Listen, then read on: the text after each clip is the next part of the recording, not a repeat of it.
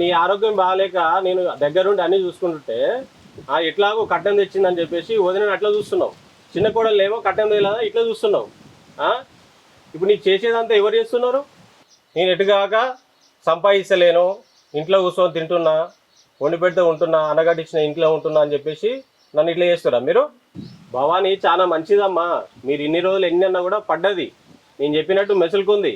అది తెలుసుకోరు మీరు. భవానీ ఇంట్లో పని అంతా చేసి పెడితే వదిన తీసుకొచ్చి నీకు టైంకి ఇస్తుంది. నువ్వు అది చూస్తున్నావా?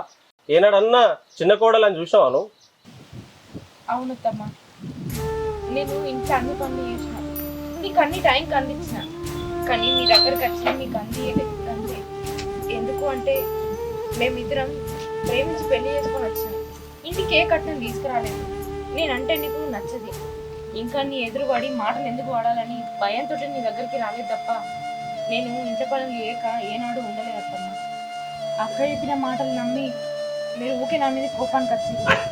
అక్క ఎన్నోసార్లు ఈ ఇంట్లో ఉండద్దు పోరి చేతగాని మగంతో మా ఇంట్లో ఎన్ని రోజులు ఉంటావు అది ఇదని ఎన్నో రకాలుగా మాట్లాడింది.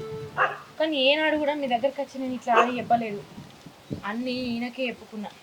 అందుకే ఈ ఇంట్లో ఉండద్దు వేరే కాపురం పెడదామన్నా, కానీ ఈయనే ఒప్పుకోలేదు. ఎందుకో తెలుసా? మా అన్న పోయి దుబాయ్లో ఉన్నాడు, మా అమ్మని చూసుకుంటేందుకు నేను ఉండాలి అని ఇక్కడనే ఉంటా అన్నాడు. ఆయన ఇష్టంగా ఇంట్లో నుంచి రావడానికి సిద్ధంగా లేడు.